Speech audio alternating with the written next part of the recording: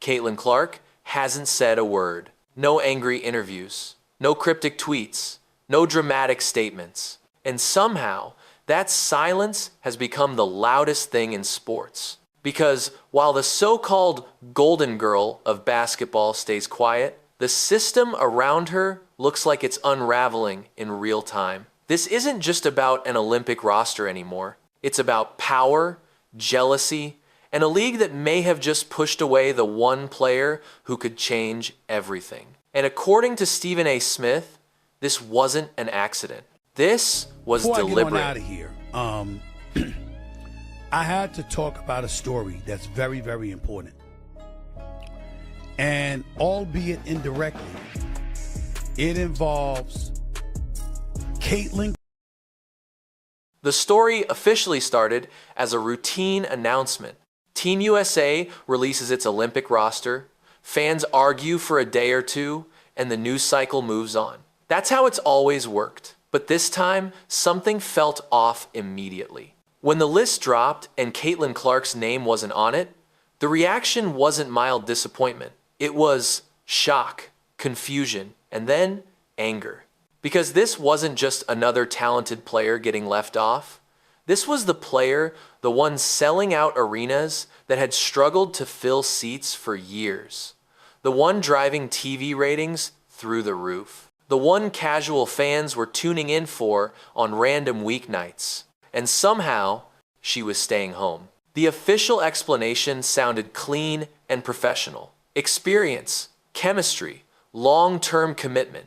The kind of language committees use when they don't want follow-up questions. On paper, it almost made sense. But in reality, it didn't match what everyone was watching with their own eyes. You don't leave generational talent off the biggest stage because they're new. You don't protect tradition at the cost of momentum. And once people started digging deeper, a very different story began to surface. Insiders quietly suggested that this decision wasn't about basketball at all. It was about comfort. There were concerns about how veterans would react to Clark's presence, about the attention she brings, about the circus that follows her.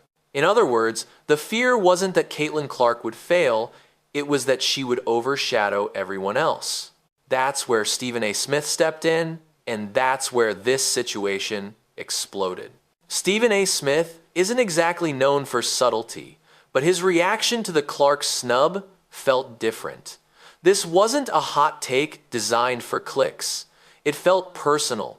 On national television, he tore into the decision, calling it short-sighted and flat-out foolish. But more importantly, he reframed the entire conversation. He reminded everyone that the Olympics aren't just about winning gold.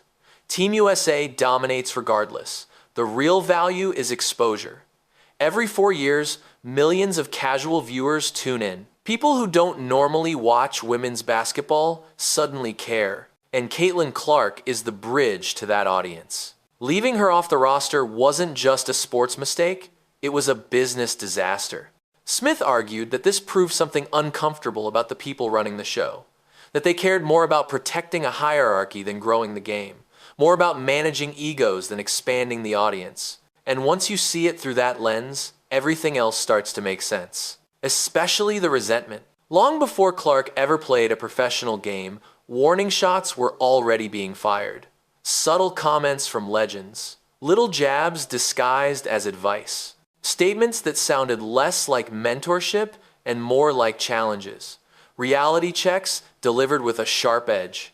Why were icons of the sport so bothered by a two-year-old before she even stepped on the court? The uncomfortable answer is jealousy. For decades, many WNBA stars fought in near invisibility, empty arenas, low pay, limited coverage. Then suddenly, here comes Caitlin Clark, and everything changes. Private jets, massive endorsement deals, sold-out crowds, national headlines.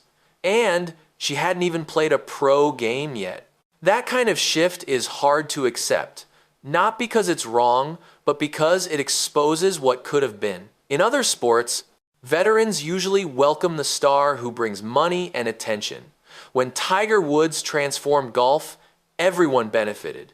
But in this case, the reaction felt colder, almost hostile. And that hostility didn't stay verbal. If you've watched the games, you've seen it. Clark gets defended differently. Not just tough defense, but questionable plays, hits away from the ball, extra contact that feels unnecessary. The most infamous moment came when she was blindsided on the court, knocked down without the ball even being in play.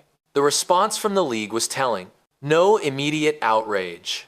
No strong protection. Instead, fans were told this was normal, that she needed to toughen up, that this was just part of the game. Stephen A. Smith pointed out the obvious double standard. If this were a male superstar, the response would have been instant. Suspensions, statements, protection of the asset. With Clark, it felt like open season. Now ask yourself this. Why would Caitlin Clark want to spend weeks overseas with players who either participated in that environment or stayed silent while it happened? Trust matters. And once it's gone, it doesn't magically come back because of a flag on a jersey. That's where the soft quit rumor enters the picture.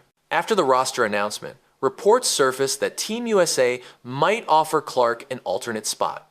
Not a guaranteed role, not real minutes, just a standby position in case someone got hurt. For most players, that's an honor. For Caitlin Clark, it was a message. You're not essential. According to sources close to the situation, Clark wasn't interested. No public rejection, no dramatic exit. She simply made herself unavailable. Quietly, respectfully, firmly. Stephen A. Smith strongly hinted that this wasn't emotional. It was strategic.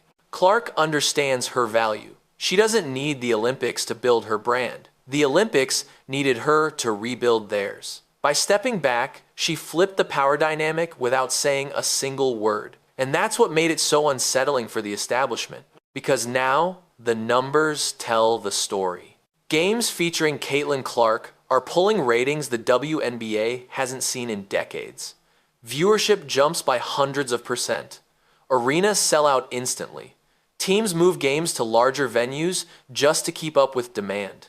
She isn't just popular, she's transformative. The Olympics, at the end of the day, are a TV product. Networks pay massive money for eyeballs. And by leaving Clark at home, that product just lost its biggest draw. The irony is brutal. While she rests, Olympic broadcasts may struggle to match the audience of a regular season fever game. That's not revenge in the traditional sense. It's something far more effective. It's absence. And it highlights a deeper cultural problem inside the league. There's a growing belief among fans that the WNBA has an insider mentality, a tight circle that doesn't love outsiders showing up and changing the balance. Instead of welcoming new fans, some voices seem determined to lecture them, to tell them they're watching wrong, to remind them who was here first. Stephen A. Smith called this mindset dangerous. Growth doesn't happen by policing interest. It happens by embracing it. And Caitlin Clark represents the most organic growth opportunity the league has ever seen. Then there's the corporate angle. Clark is a Nike athlete. Team USA is backed heavily by Nike. In theory, this should have been seamless. A global stage, a rising superstar, a perfect marketing storm, and yet nothing happened. No intervention, no push. Whether internal politics, overpowered corporate influence, or brands chose not to rock the boat, the result was the same. A massive missed opportunity. A signature shoe launch that could have been global, instead became muted. Another signal that the system couldn't get out of its own way. Online, the discourse added even more fuel. Conversations around race intensified everything. Caitlin Clark is white. The league is predominantly black. Some players and fans argued that white stars receive more attention historically. That conversation matters, but in this case, it became weaponized. Stephen A. Smith addressed it carefully. He acknowledged history while pointing to reality. Clark's popularity isn't about skin color, it's about style. Deep shots, logo threes, a brand of basketball casual fans instantly understand. But once race enters the locker room dynamic, everything becomes heavier. Silence becomes dangerous. Speaking up becomes risky. And stepping away starts to look like self-preservation. The final layer is leadership. The head coach responsible for the roster had previously expressed frustration with the attention Clark was getting, complaints about broadcast schedules, subtle frustration with hype. When the snub happened, the explanation was cold, defensive, detached. Great leaders absorb pressure and protect players. They manage egos. They guide transitions. In this moment, leadership chose comfort over courage. Which brings us back to that alternate spot. For an athlete of Clark's magnitude, being asked to wait on the sidelines wasn't an honor. It was a reminder. And by quietly declining, she sent the strongest message possible. She knows her worth. This wasn't about pride. It was about clarity. Caitlin Clark didn't burn bridges. She simply stopped crossing them alone. And that's why this story isn't over. Because eventually, the league will have to choose. Protect the past or invest in the future. Caitlin Clark will be fine either way. The question is whether women's basketball will be, and when the silence finally breaks, the consequences will already be locked in.